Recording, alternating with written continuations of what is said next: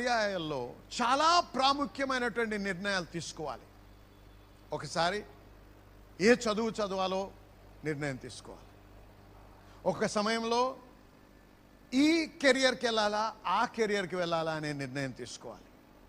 మరి ఇంకొద్ది కాలం తర్వాత ఎవరిని వివాహం చేసుకోవాలో నిర్ణయం తీసుకోవాలి. ఇంకొద్ది కాలం అయిన తర్వాత ఈ దేశంలో ఉండాలా, ఇంకో దేశానికి వెళ్ళాలా, ఈ వ్యాపారం చేయాలా, చేయకూడదా, ఏది మంచో ఏది చెడో మనకు తెలియదు. కాబట్టి అనుమాన స్థితిలో దేవుడు నడిపిస్తే బాగుండును అనేటువంటి ఆశ మన హృదయంలో కలుగుతూ ఉంటుంది. Amen, amen. ప్రతి ఒక్కరు కూడా ఇటువంటి నిర్ణయాలు తీసుకునే సమయం వస్తుంది. ఈ నిర్ణయాలు చాలా అనేక నిర్ణయాలు తీసుకున్నాం. ప్రతిరోజు కొన్ని నిర్ణయాలు తీసుకోవాలి. కానీ కొన్ని ప్రాముఖ్యమైనటువంటి నిర్ణయాలు కూడా తీసుకునే స్థితి సమయం ఉంటుంది మన జీవితంలో. అవి ఎందుకన్నా తప్పుడు నిర్ణయం తీసుకుంటే అది మీ డెస్టినీకే దెబ్బ కొట్టచ్చు, మీ యొక్క గమ్యానికే. ఆమెన్. తప్పు వ్యక్తిని వివాహం చేసుకుంటే అంతకంటే దరిద్రం ఇంకోటి ఉండదు. హల్లెలూయా. అంతకంటే ఘోర పరిస్థితి ఇంకోటి ఉండదు. కాబట్టి నిన్ను చూడండి, గమనించండి, ప్రతి ఒక్కరము కూడా ఆయన ఉద్దేశము చేతనే మనము సృష్టించబడ్డాం. ఆయన ఏమన్నాడు? నీ భూమికి పునాదులు వేయక ముందే నేను నిన్ను ఎరిగి తిని అన్నాడు. నీ తల్లి గర్భంలో నీవు నిర్మించబడక ముందే నేను నిన్ను ఎరిగి ఉన్నానన్నాడు. కాబట్టి మనల్ని తయారు చేసినటువంటి వాడు అది బిగ్ బ్యాంగ్ కాదు, నా గాడ్ పార్టికల్ కాదు. హల్లెలూయా. అది కోతి కూడా కాదు. దేవుడు ఒక ఉద్దేశముతో మనల్ని సృష్టించాడు. ఒక నిర్ణయముతో, ఒక ఉద్దేశముతో దేవుడు సృష్టించాడు. ఎవరైనా సరే మ్యానుఫ్యాక్చరర్ అంటే తయారు చేసేటువంటి వాడు, ఏదో వస్తువులను తయారు చేసేవాడు, ఏ వస్తువు అయినా సరే ఒక ఉద్దేశంతో తయారు చేస్తాడు. ఇప్పుడు చూడండి, ఇది తయారు చేయబడ్డది దేని కొరకు? సౌండ్ ఇవ్వడానికి తయారు చేయబడ్డది. కానీ దీన్ని అబ్యూస్ కూడా చేయవచ్చు, దాని మీద కూర్చోవచ్చు. నేను దాని కొరకు సృష్టించబడ్డది అది కాదు. అలాగే మనము దేని నిమిత్తమై సృష్టించబడ్డామో మనం ఎరగకపోతే మన జీవితాన్ని అబ్యూస్ చేయవచ్చు. ఆ అబ్యూస్ అంటే తప్పుగా వాడడం, సరేనా?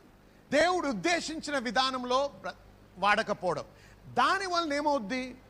బ్రతుకుతావు కానీ సంతోషం ఉండదు, జీవిస్తావు కానీ మరణించిన స్థితిలోనే ఉంటుంది.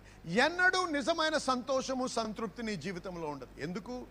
నిన్ను ఎవరైతే సృష్టించారో ఆయన ఒక ఉద్దేశంతో సృష్టించాడు. ఆ ఉద్దేశం ఏంటో నువ్వు ఎరగకపోతే నువ్వు ఎన్నడూ కూడా నిజముగా నువ్వు ఎందుకైతే సృష్టించబడ్డావో, ఎందుకైతే నిర్మించబడ్డావో అది నీ పరిపూర్ణము చేయని స్థితిలో ఉంటావు. కాబట్టి నువ్వు ఎప్పుడు కూడా నిజంగా జయములో జీవించలేవు, ఉన్నత స్థితికి వెళ్ళలేవు, సంతోషము, సమాధానము, తృప్తితో బ్రతకలేవు. హల్లెలూయా. కాబట్టి జనములారా వినండి, దేవుడు మనల్ని సృష్టించాడంటే ఒక ఉద్దేశంతో సృష్టించాడు, ఒక నిర్ణయంతో సృష్టించాడు, ఒక గమ్యముతో సృష్టించాడు. ఆ గమ్యాన్ని ఎరుగుట, తెలుసుకొనుట అనేది చాలా ప్రాముఖ్యమైనటువంటి విషయం. హల్లెలూయా, హల్లెలూయా. దేవునికి స్తోత్రం. నేను ఈవేళ దేవుని యొక్క సేవలో ఉన్నాను. కానీ ఇది కనుక్కోవడానికి, దేవుని యొక్క పిలుపు తెలుసుకోవడానికి నాకు ఎంతో సమయం పట్టింది. హల్లెలూయా. దేవుని పిలుపుకు లోబడ్డప్పుడు అనేక మంది జనులు నేను పిచ్చోడిని అనుకున్నారు. తప్పు చెప్పడం లేదండి, నేను కొత్తగా నూతనంగా నేను ఎగ్జాజరేట్ చేయటం లేదు, ఫాల్స్ కూడా చెప్పటం లేదు. నేను నూతనముగా పరిశుద్ధాత్మ చేత నింపబడి భాషలతో మాట్లాడి మొదలుపెట్టినప్పుడు, ఇతరులను ప్రార్థన చేస్తున్నప్పుడు, వారు బాగుపడుతున్నప్పుడు నేను భాషలతో మాట్లాడుతుంటే మా బంధువుల్లో ఒక ఆయన డాక్టర్ ఉన్నాడు. ఆయన ఏమన్నాడు తెలుసా? వెంటనే ఆయన్ని పిచ్చి ఆసుపత్రికి తీసుకెళ్ళి పరీక్ష చేయించండి అన్న. నేను ఎగ్జాజరేట్ చేయటం లేదు, నేను ఖచ్చితంగా దేవుని ముందు నిజం చెప్తున్నాను. ఈ వ్యక్తి పిచ్చోడైపోయాడు, ఈ వ్యక్తిని మీరు వెంటనే తీసుకెళ్ళి పరీక్షించాలి అన్నారు. కానీ వారికి దేవుని పిలుపు తెలియదు. మనుషుల మాట విని నేను వారు ఉద్దేశించిన ప్రకారంగా వెళ్ళుంటే ఈరోజు నేను నా యొక్క పిలుపులో నేను ఉండకపోయేవాడిని, నేను ఎంత డబ్బు సంపాదించినా, ఎంత లోకము అనుకునే ఉన్నత స్థితిలో ఉన్నా, నేను నిజమైన సంతృప్తి సంతోషంతో బ్రతికేవాడిని కానే కాదు. హల్లెలూయా. దేవుని కృపని బట్టి నేను ఎరిగాను. అలాగే ప్రతి ఒక్కరు కూడా ఒక ఉద్దేశంతో చేయబడ్డారు. మీరు ఆ ఉద్దేశం ఏంటో మీరు తెలుసుకోవాలి. దేవుని దగ్గర అది కనిపెట్టి తెలుసుకొని ఆయన యొక్క చిత్తానుసారంగా మనం ముందుకు నడిచినప్పుడే మనము దేవుడు ఉద్దేశించినట్టు ఉన్నతమైన స్థితిలో మనము బ్రతకగలము. హల్లెలూయా, హల్లెలూయా. ఆయన స్వరమును విని శ్రద్ధగా విని ముందుకు సాగినట్టయితే ఏమన్నాడండి? ఉన్నతమైన స్థితిలో ఉంచుతానన్నాడు దేవుడు. హల్లెలూయా. గమనించండి, ఈ స్వరము వినుట అనేది, దేవుడు నడిపింపు తెలుసుకునడం అనేది చాలా ప్రాముఖ్యమైనటువంటి విషయం. ఆదికాండము 26వ అధ్యాయం చూసినట్టయితే అక్కడ మనం ఇస్సాకు గురించి చదువుతాం. ఇస్సాకు అబ్రహాము యొక్క కుమారుడు. అయితే గెరారు ప్రాంతంలో ఆయన జీవిస్తున్నప్పుడు అక్కడ చాలా గొప్ప కరువు ఏర్పడ్డది. ఇంతకు ముందు ఉన్నటువంటి కరువు కంటే ఇంకా ఘోరమైనటువంటి కరువు ఏర్పడ్డది.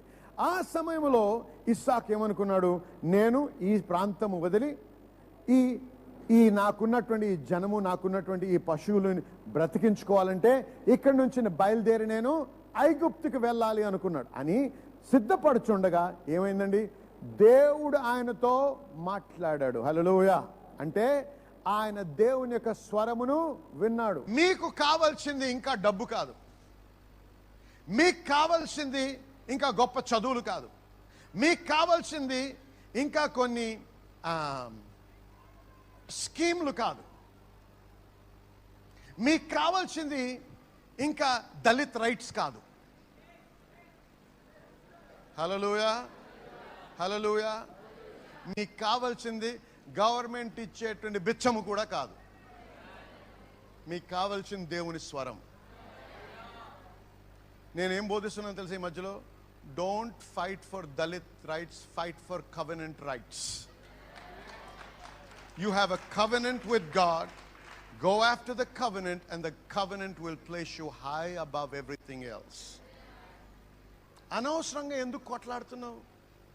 అనవసరంగా ఎందుకు పోరాడుతున్నావు? దేవుడు నీకు ఇచ్చేశాను అన్నప్పుడు దేవుడితో నువ్వు సంబంధం పెట్టుకో. నువ్వు ఎక్కడున్నా దీవించబడతావు. హల్లెలూయా. You should not be pitied, you should be envied. ఒకరు నిన్ను చూసి జాలి పడకూడదు, ఒకరు నిన్ను చూసి అసూయ పడాలి.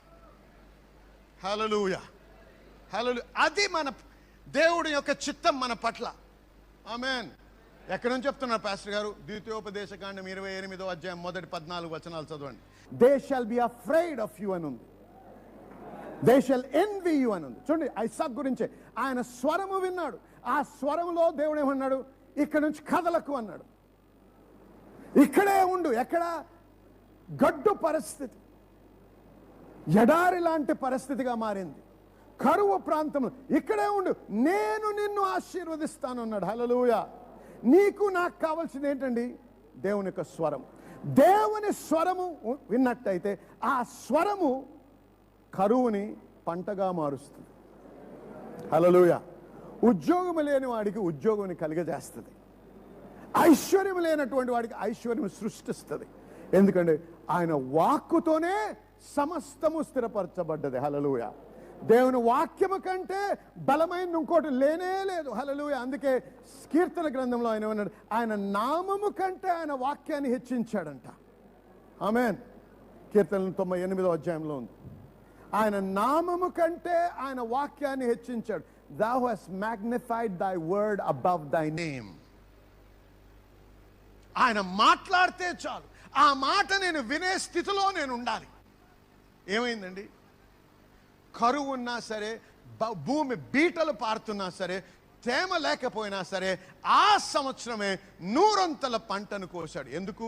బెస్ట్ అగ్రికల్చరల్ యూనివర్సిటీకి వెళ్ళినందుక? అక్కడ యూనివర్సిటీలో నేర్పించారా కరువులో ఎలా విత్తాలో, అప్పుడు ఎలా పంట కోయాలో? కాదు. స్వరము విన్నాడు.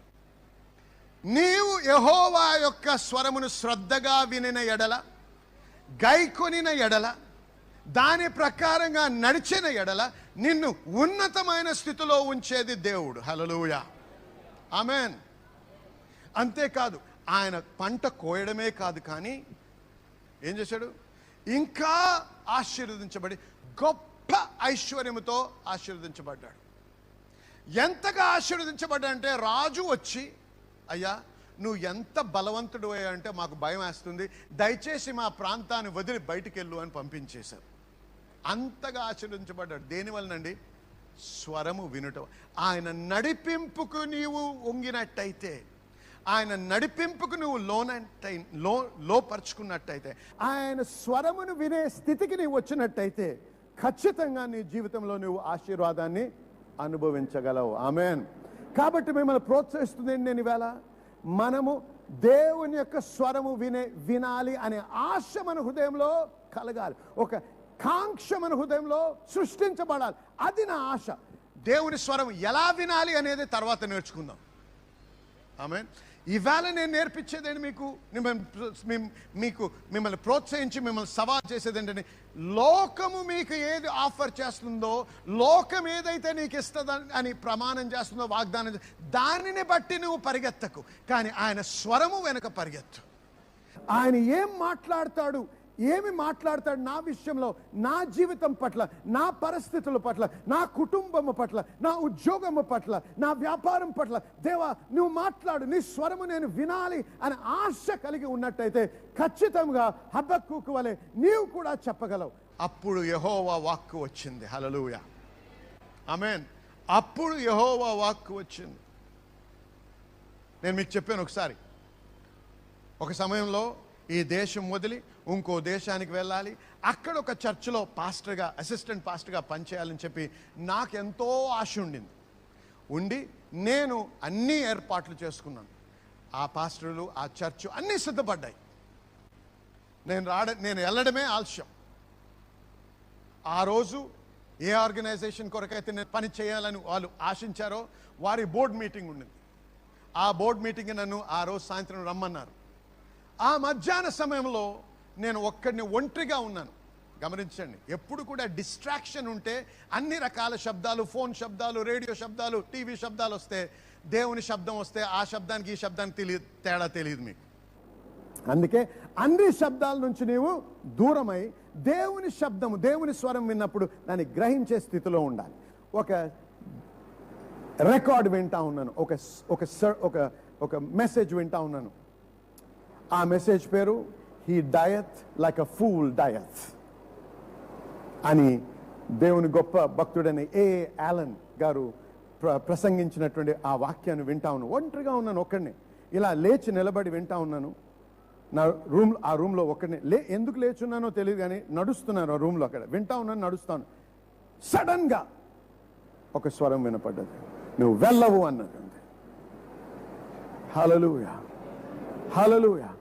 దేవుడు ఏం చూపించాడు నాకు ఆ రోజు? ఈ దేశము వదిలి వెళ్ళవు నువ్వు అన్నాడు. నాకేమో గుండె బద్దలైపోయింది. నా ప్రపంచం అంతమైపోయింది అనుకున్నాను. నా జీవితానికి, నా భవిష్యత్తుకి ఇది ఆఖరి దినం అనుకున్నాను. ఏడుస్తున్నాను, విలపిస్తున్నాను. దేవా దేవా అని ఎంత ప్రార్థన చేసినా మాట్లాడటం లేదు దేవుడు. హల్లెలూయా. ఒకసారి మాట్లాడితే మనిషి కాదు ఆయన, టు రిపెంట్, పశ్చాత్తాపపడ్డానికి. ఆయన ఒక ఉద్దేశంతో నన్ను సృష్టించాడు. ఆ ఉద్దేశం నుంచి బయటికి వెళ్తున్నాను కాబట్టి ఆయన నన్ను సరిదిద్దడానికి ఆయన స్వరాన్ని ఇచ్చాడు. ఆశించాను, దేవా నాతో మాట్లాడు, ఎంతో ప్రార్థన చేస్తున్నాను ఆ సమయంలో, నాకు తెలియపరచు ప్రభు అని. కానీ ఆ రకంగా మాట్లాడతాడని నేను అనుకోలే. కానీ నేను ఎప్పుడైతే నన్ను నేను వేరుపరుచుకొని ఒంటరిగా ఆయన స్వరం విన ఆశతో వాక్యం వినటం ద్వారా నా విశ్వాసం పెంచుకోవాలని నేను ప్రత్యేక పరిస్థితిలో ప్రత్యేకపరచుకున్నాను, ఆ సమయంలో ఆ స్వరం విన్నాను. నేను వెళ్ళవు అన్నాడు దేవుడు. హల్లెలూయా. అందుకే ఈరోజు ఇక్కడ ఉన్నాను. ఆమేన్, హల్లెలూయా. దేవునికి స్తోత్రం.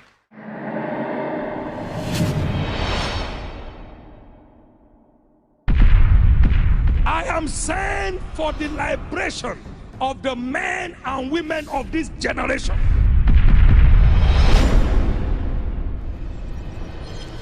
God sent me in an 18-hour long vision. So go say to the world, enough is enough. Satan, stop there. So whatever Satan has done against your destiny, I command them undone today.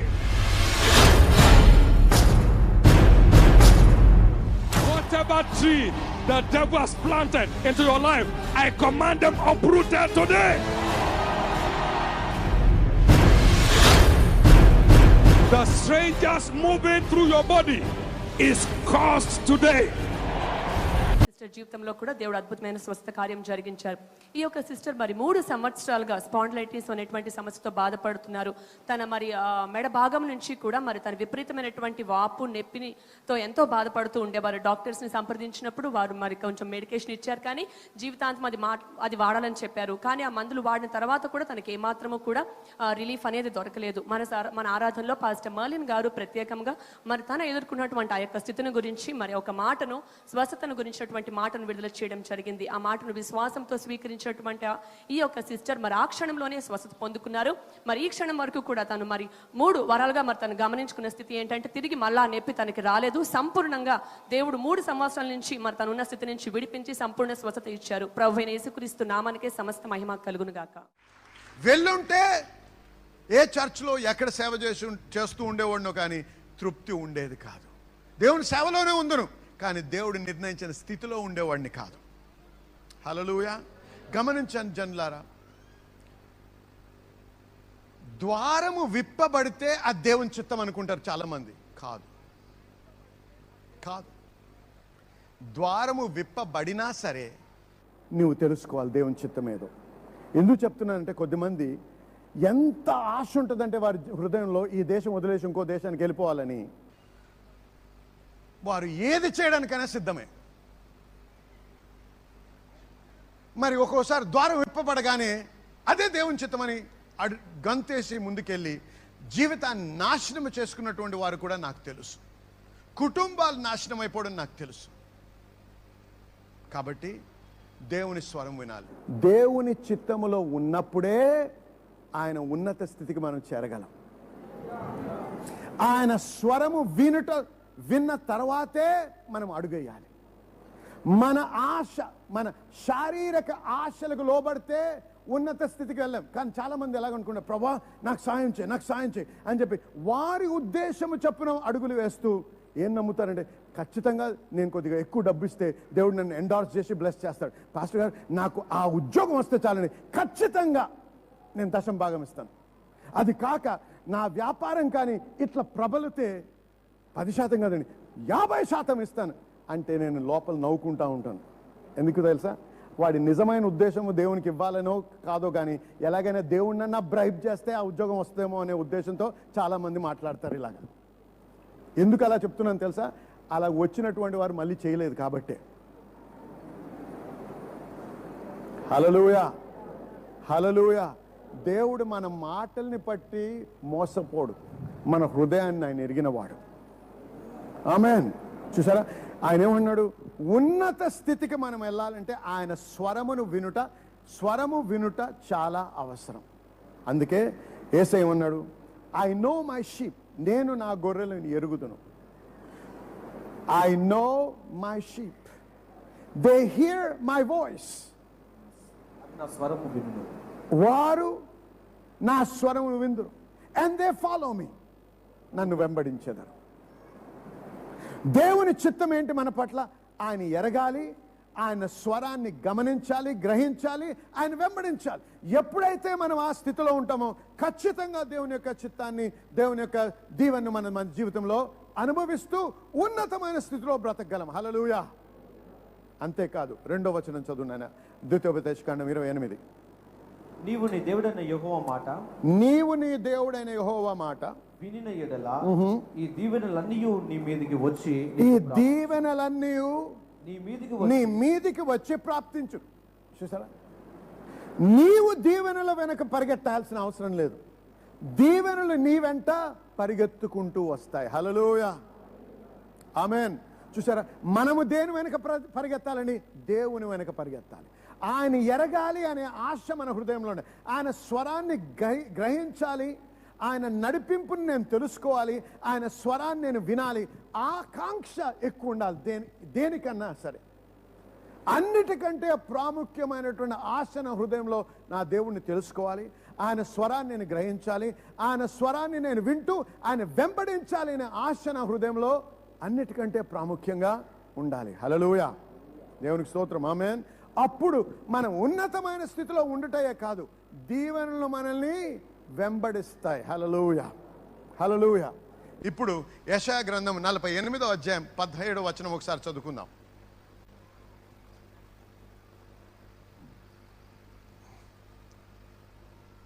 యెషయా 48:17. నీ విమోచకుడును ఇశ్రాయేలు పరిశుద్ధ దేవుడైన యెహోవా ఇలా సెలవిస్తున్నాడు. దేవుడు ఇలా సెలవిస్తున్నాడు, వినండి జాగ్రత్తగా. నీకు ప్రయోజనము కలుగునట్లు నీ దేవుడైన యెహోవానగు నేనే నీకు ఉపదేశము చేయుదును. హల్లెలూయా. దేవుడు మనకు ఉపదేశం చేయాలని ఆశిస్తున్నాడండి. ఎందుకో తెలుసా? I will teach you to profit అన్నాడు. ప్రయోజనం, నీవు ఉత్తీర్ణం అవ్వడానికి, నీవు జయమును పొందడానికి, నీవు లాభము పొందడానికి నేను నీకు ఉపదేశం ఇస్తాను అంటున్నాడు. హల్లెలూయా, హల్లెలూయా. చూసారా దేవుని ఆశ ఎట్లుందో మన పట్ల? మనము జయించాలి, మనము లాభము పొందాలి, మనము మన పరిస్థితుల్ని మనం లోపర్చుకొని జీవించాలి, మనము జయ జీవితము జీవించాలని అనే దేవుని యొక్క చిత్తం. అందుకే ఈ జీవితము జీవించడానికి నేను ఉపదేశిస్తాను అంటున్నాడు దేవుడు. అంతేకాదు, చదువు. నీవు నడవవలసిన త్రోవను నిన్ను నడిపించుదును. హల్లెలూయా. ఆయన ఆశ ఉందండి నడిపించాలని, కానీ నడవాలని నీకు ఆశ ఉందా? ఆయన మార్గంలో నడవాలని నీకు ఆశ ఉందా? కానీ గమనించండి, ఆశ ఉంది పాస్టర్ గారు అంటే సరిపోదు. The proof of desire is the pursuit of life. నీవు ఏదైనా ఆశిస్తే అది నిజంగా ఆశిస్తున్నావో లేదో ఎలా తెలుసుకోవాలి తెలుసా? నువ్వు దాని పట్ల నువ్వు ఏం చేస్తున్నావు అనే దాన్ని బట్టి. నువ్వు దేన్ని వెంబడిస్తున్నావో దాన్ని నువ్వు ఆశిస్తున్నావు అనమాట. నువ్వు దేవుడు అంటే ప్రేమ అంటే అందరు చేతులు ఎత్తాడు, నాకు దేవుడు అంటే చాలా ప్రేమ అండి. సరే, నిజంగా మొట్టమొదట ఒక్కసారి నీ చెక్ బుక్ తీసుకో, నీ వాలెట్ తీసుకో. గత 2 నెలల్లో నీవు ఖర్చు పెట్టిన ఖర్చుల్లో అన్నిటికంటే ప్రాముఖ్యంగా దేని మీద ఖర్చు పెట్టావు? తిండి మీద, నీ బట్టల మీద, నీ బూట్ల మీద, నీ గుడి మీద. నువ్వు దేని మీద నువ్వు ఎక్కువ ఖర్చు పెట్టావో దాన్ని నువ్వు ఎక్కువ ప్రేమిస్తున్నావు అన్నమాట. దేవుని ప్రేమిస్తున్నావు పాస్టర్ గారు. హల్లెలూయా, హల్లెలూయా. దేవుని ప్రేమిస్తున్నానంటే ఖచ్చితంగా పాస్టర్ గారు. సరే, ఇంకో పరీక్ష. గత 2 వారాలు తీసుకుందాం. గత 2 వారాల్లో ఒక్కొక్క రోజు తీసుకో. ఎంత సమయం, 24 గంటల్లో నువ్వు ఎంత సమయం ఎక్కడ గడిపావు చూడు. దేవునితో ఎంత సమయం గడిపావు? ఆయన వాక్యములో, ఆయన సంఘానికి వెళ్ళుట ద్వారా, ప్రార్థనలో, ఆయన ఆరాధించుటలో, ఆయన స్తుతించుటలో, దేవునికి దేవుని రాజ్యానికి సంబంధించిన విషయంలో నువ్వు ఎంత సమయం గడిపావో నిన్ను నువ్వు పరీక్షించుకో. ఇంకోటి చూడాల్సిన అవసరం లేదు, నీ స్వంత పరీక్ష ఇది. మాటలు చాలా సులువుగా మాట్లాడొచ్చు,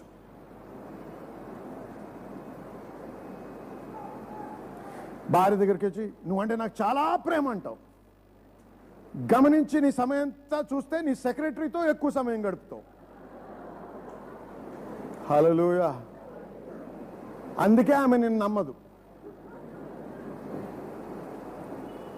ఆమేన్. అర్థమవుతుంది మీకు? ఆశ ఉన్నట్టయితే ఆ ఆశ పట్ల నువ్వు ఏదో చెయ్యాలి. నీకు దేవుని స్వరం వినుట వలన నీకు లాభం కలుగుతుంది. దేవుని స్వరం వినుట వలన, దానికి లోబట్ట వలన నువ్వు ఉత్తీర్ణమైన స్థితిలో, ఉన్నతమైన స్థితిలో నిన్ను దేవుడు నిర్మిస్తాడు, స్థిరపరుస్తాడు. దీవెనలు నిన్ను వెంబడిస్తాయి. ఆయన నీకు బోధించి జయించడం ఎలా జయించాలో జీవితంలో నేర్పిస్తానంటున్నాడు. నీవు ఏ త్రోవలో వెళ్ళాలో అది నీకు చూపిస్తానంటున్నాడు దేవుడు. కానీ దీనికి సమయం కావాలి.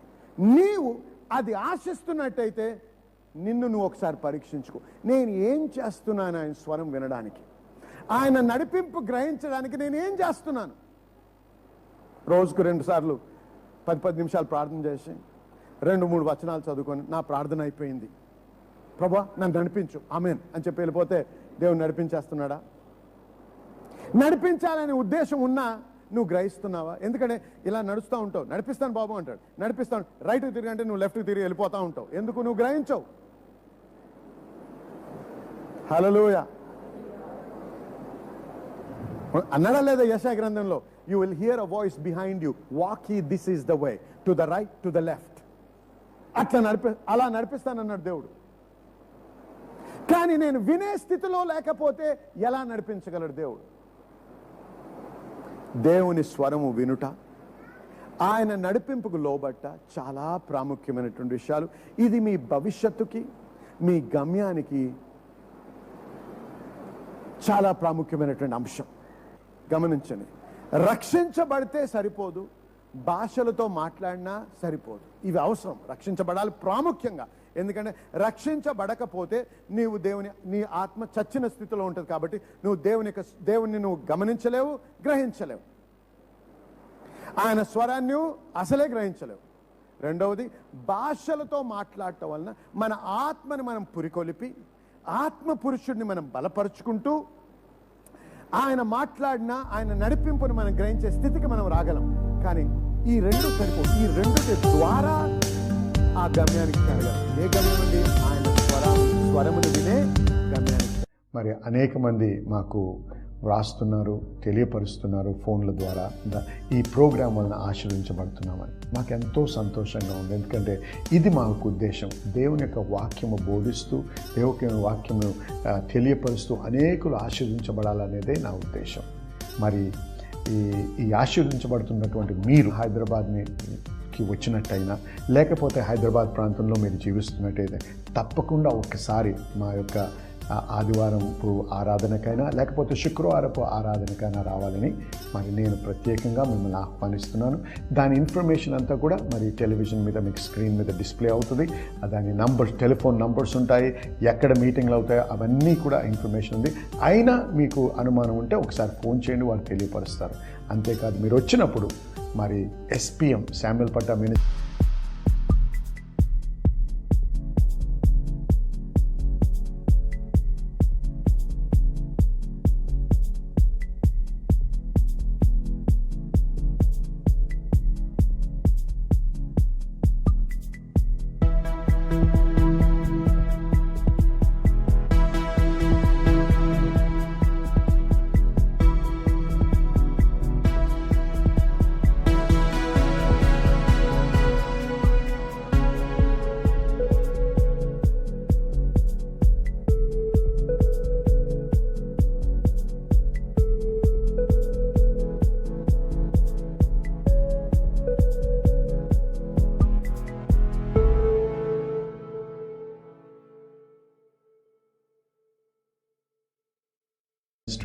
కౌంటర్కో ఆ టేబుల్కో వెళ్ళినట్టయితే అక్కడ ఉన్న స్టాఫ్ మాట్లాడి మీరు నేను మిమ్మల్ని ఆహ్వానించాను కాబట్టి మీరు వచ్చారని తెలియపరిస్తే ఖచ్చితంగా వారు మిమ్మల్ని నా దగ్గరికి తెస్తారు.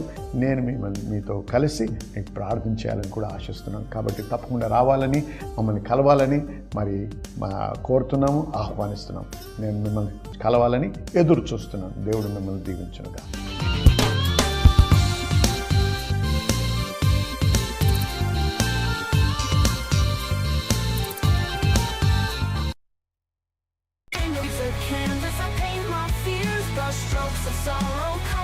Tears and I scream and the sun is calling, endless spirals I keep falling, from falling twisted thoughts in the labyrinth where hope's so lost. Muffled cries through the paper thin, walls of secrets where lies begin, false promises laced in sickening sweetness, fragile shells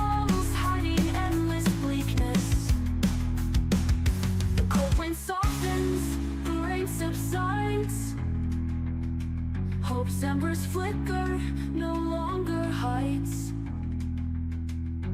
Faded portraits of the silent past, forgotten faces.